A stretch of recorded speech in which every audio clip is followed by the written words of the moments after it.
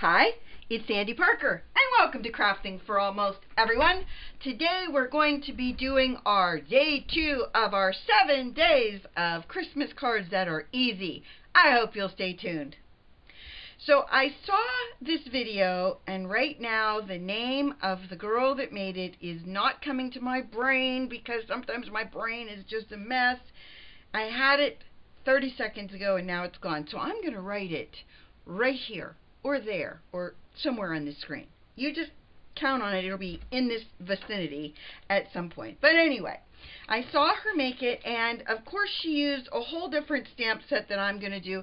So really, is it even about her? All right, I'll still put her name. But anyway, I'm using different stamps than this woman used, but I am using old Stampin' Up sets.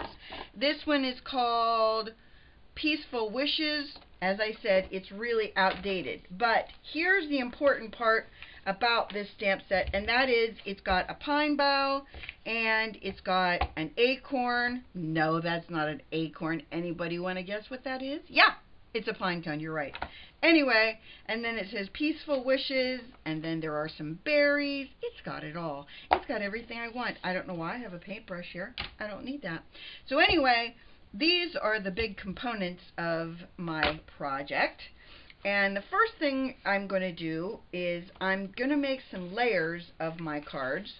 And my first, okay, let me just give you the lowdown on this. My card is 5.5 inches tall. I guess it's going to be wide this time because I'm making it a top fold. And 4.25 inches tall.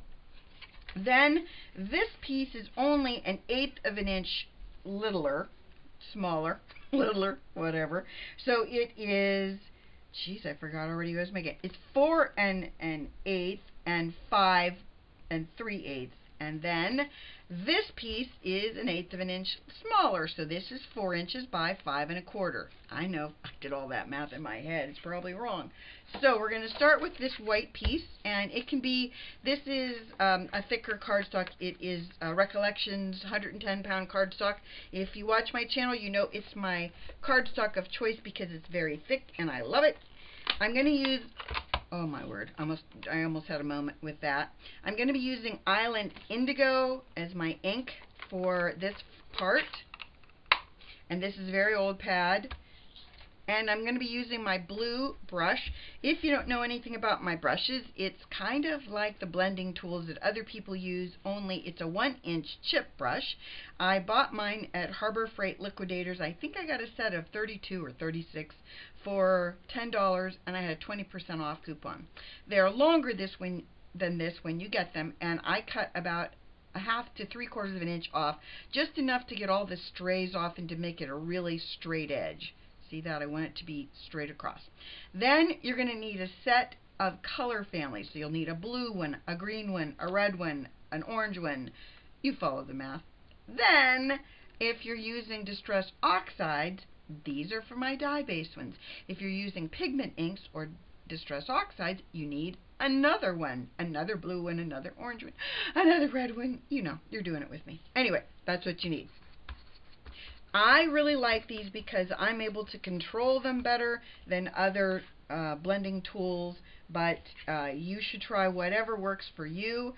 I'm going to start I'm going to kind of start just by swirling on my paper so I can see how I'm doing as far as ink. And I don't have a ton of ink on. I wasn't sure because this ink pad's kind of old, as I said. I don't know if it's really got a lot of ink in it. So I'm going to hold this kind of straight up and down. And I'm going to kind of do a little swirly motion. And I'm not pushing hard. I want to be able to come up with an area around the top and around, like down around the side a little bit.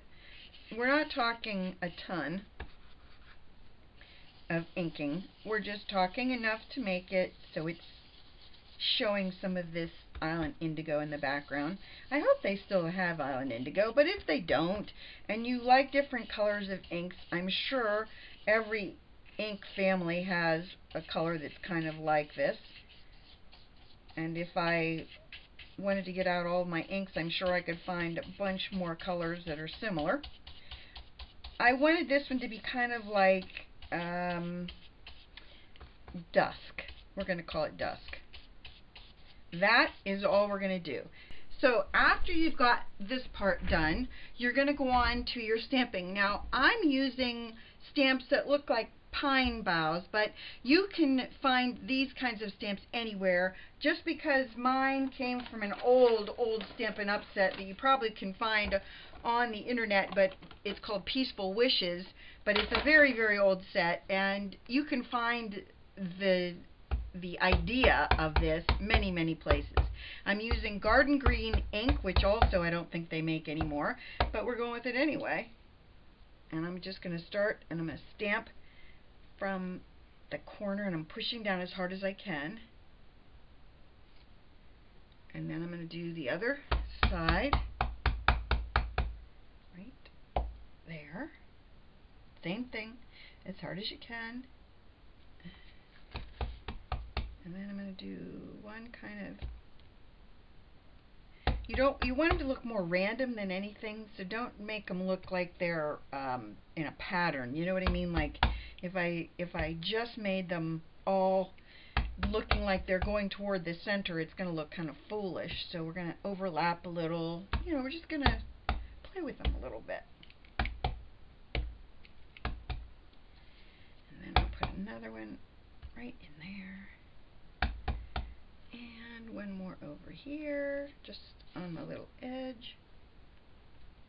Okay, so we've got our frame, we'll call that. Then the next thing we want to do is we want to do our pine cones. I keep forgetting the word pine cone. You know, I'm having that problem. I don't know what's going on. I'm going to use Early Espresso, which is a darker ink. It's a dark brown. So if you don't, I mean, if you have a dark brown ink, you're doing good. If you have a green ink that's like grass green, you're doing good. You just want to go with the idea of, we're just trying to make sure you can use whatever will work for you. One more in down in there. Only needs part of one. Okay. Then let's see if I can get a marker and fill a little bit of that boo-boo in. Just kind of.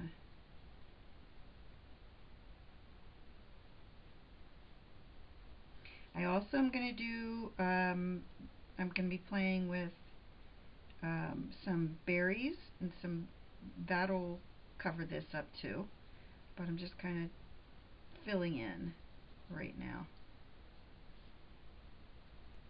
I really don't think anybody's going to notice that, but I have this end of my stem, and I need that to go somewhere, so I'm going to put it right down here, and then I'm going to put my berries so they connect to that piece of, because you have to have a little stem, right? So my berries, I'm only going to use a marker on, and this is just, I think it's called Real Red. Yes, it's just your basic bright red, like Christmas red. And I'm not going to do the stems because I don't want to go through, you know, work on making my berries and the stems two different colors and worrying about that making them connect up to something. I'm just going to put berries here and there.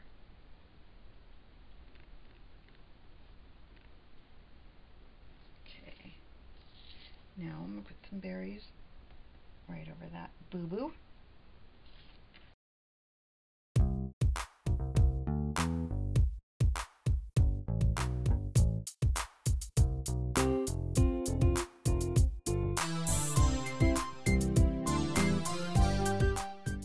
I think we got everything where we want it. Now that's the top.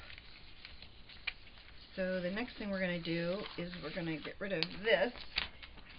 And we're going to stamp our sentiment. And our sentiment is from the same set. It says Peaceful Wishes.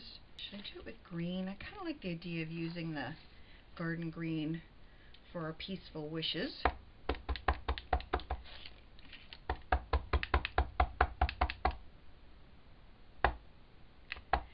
is a very, very fine font on this one. I just want to make sure it's really well inked.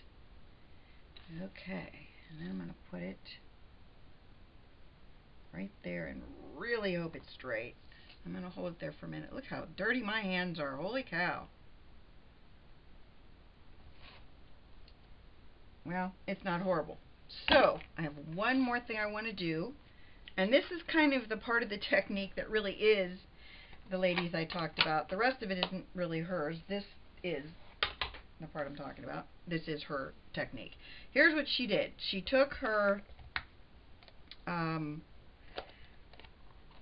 she took something that looked kind of like snow, and I'm going to be using this stamp that's just random dots. And she used her VersaFine or Versamark ink. I better make sure that my background is dry first. I'm going to make sure this is dry before I go any further, though, because now that I think about it, I better heat set it, because I did do that.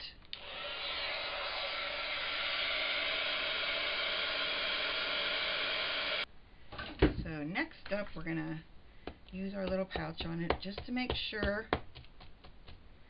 And I'm going to use this. This is just random dots. And mine is from All Night Media. And I just call it Speckles. I don't know if it has a name or not. Let's see. No, it has no name. And this is just like a VersaFine ink. I'm going to just stamp it once right there. And then I'm going to stamp it right there. And then I'm going to stamp it over the bottom. Because I want this to look like snow in the end. That's my goal. And I'm going to use this, and this could be a horrible mistake. I'm doing it anyway. This is a vanilla ice. It's got silver glitter in it, which, like I said, this could be a horrible mistake. But I'm doing it anyway, because I want this to look like snow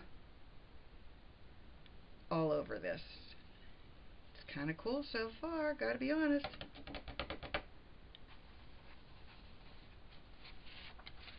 Heat her up.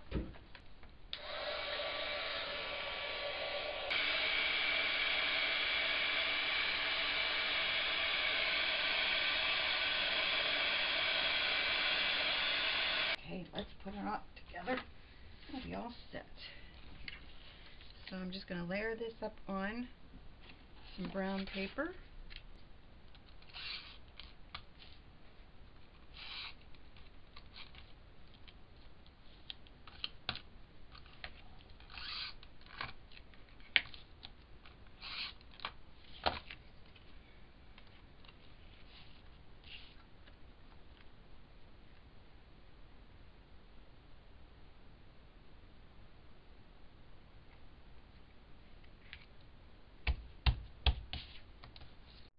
So I took the same stamps and I stamped the corners of my envelope and the back of the envelope. Then I stamped the back of them. On this one I put a layer of brown paper, the Early Espresso, and I planned on doing it on this one, but I forgot. So I don't know if you can see the difference at all, but there they are, kind of on top of each other.